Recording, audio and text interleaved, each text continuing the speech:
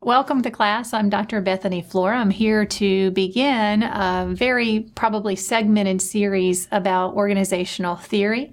If you recall from the course introduction and overview, I'm taking the first section that relates to the Bowman and Deal reading, so those 4 frames, as well as a little bit about higher education in general as organizational units for your study. Welcome.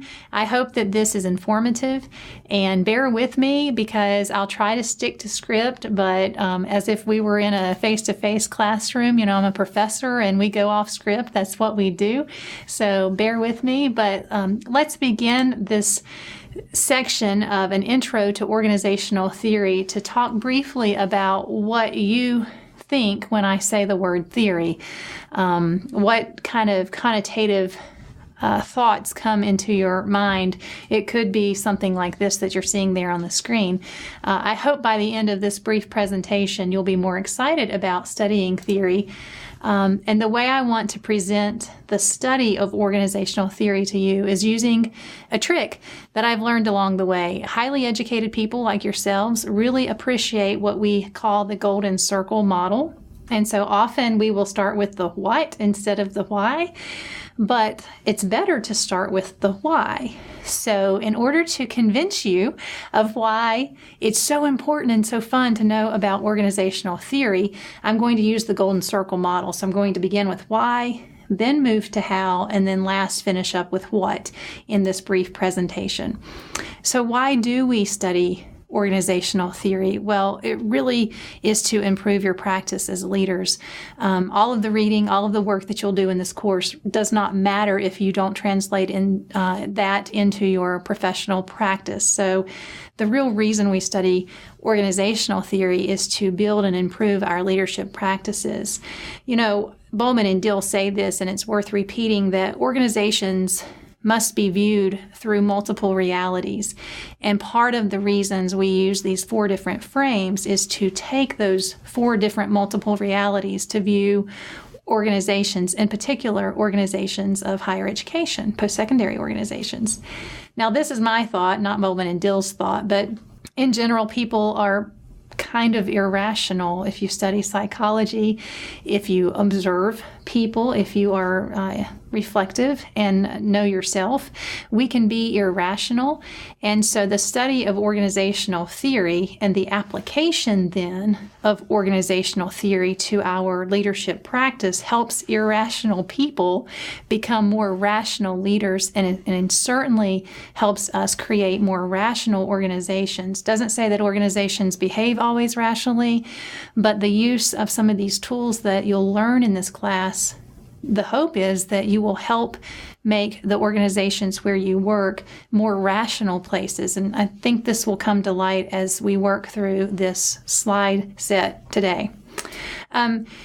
Another reason is that we want to train leaders in my department in particular, where I train higher education leaders. I train future university presidents and provosts and vice presidents and deans. And I'll tell you more about the research related to this, but both in business, education, and, education and industry, the ability to match certain frames to certain situations is a gift, and it's also a developable skill. So you can develop the skill set to do this. And so the study of theory allows you and helps you and equips you to do that.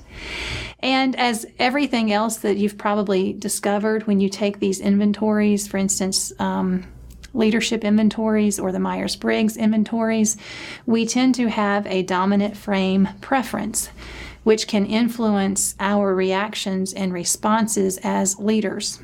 And so classes like this allow us to take risk to expose us to opportunities, to readings, to papers, and to each other who encourage us to do this frame switching. There is a lot of research related to the use of multiple frames. Here is one scholar in particular, Ben Simon, who has studied college presidents and found that multi-frame presidents, those who can switch between these 4 different frames, are viewed as more effective by those who follow them.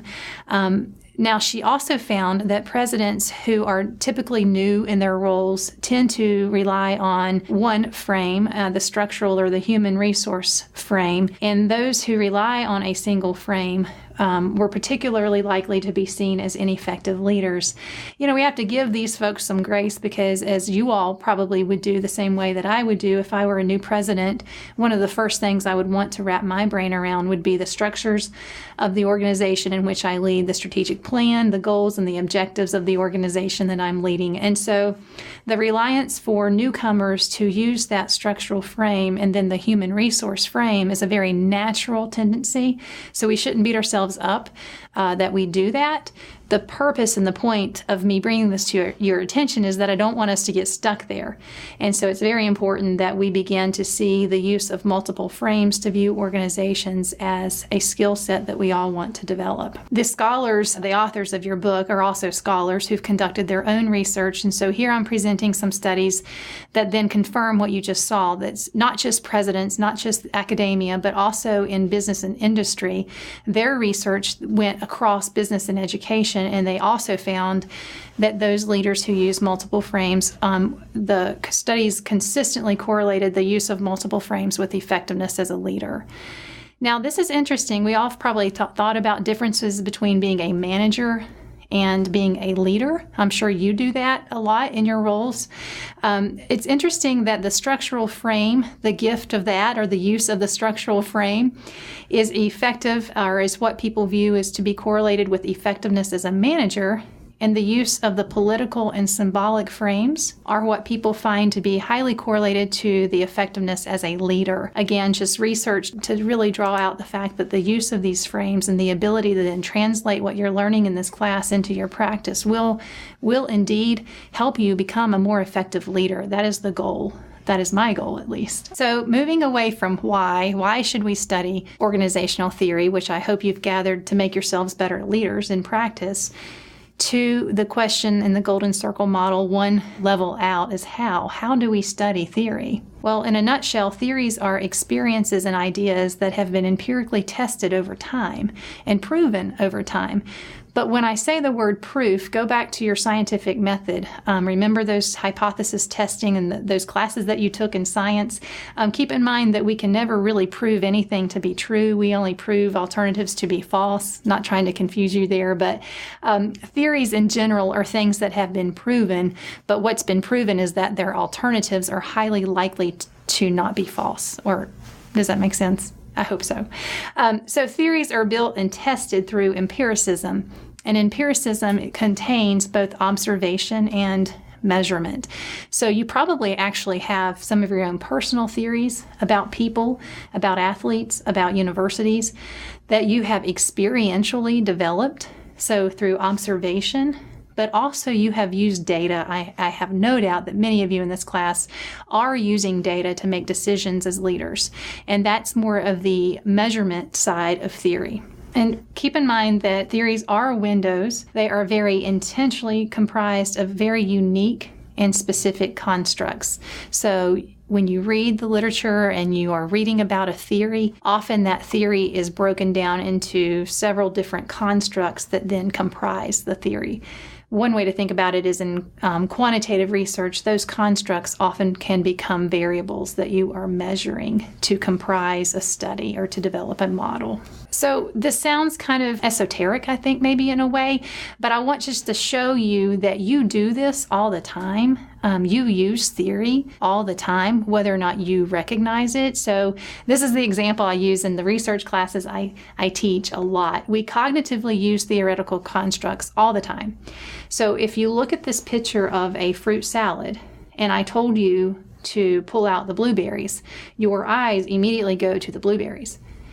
So there's some sort of cognitive scaffolding going on in your brain when I do that allows you to pick out the blueberries.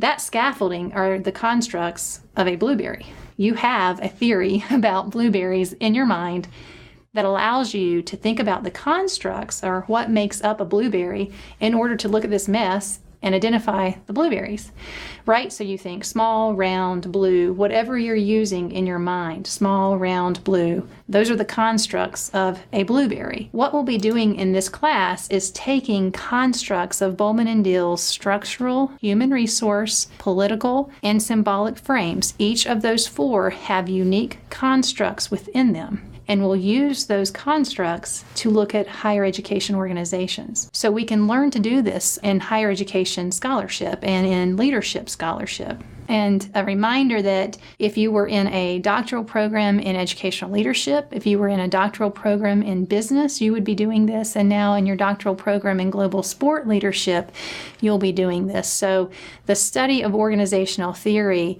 really does go across many broad disciplines. So how do we study theory? Really two ways we test it. We test it either through research or we test it in practice. And in this class, you'll be doing both. Some of your papers will be research-oriented. If you recall, the literature critique is more of a research-type oriented paper, and the paper where you write using different roles on campus to respond to a case, that's more of a practical application of the theories that you'll be learning. So we do test theory all the time through research and in practice.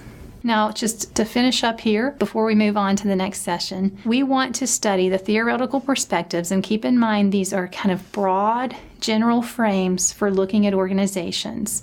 We'll be understanding the constructs, those very unique, specific things that go to make up the frame. So we'll begin with the structural frame and its constructs, and then go through human resource, political, and symbolic. So that's an introduction and an overview of what you'll be doing in the course, and kind of an intro to why it's important to study theory. I will see you here soon.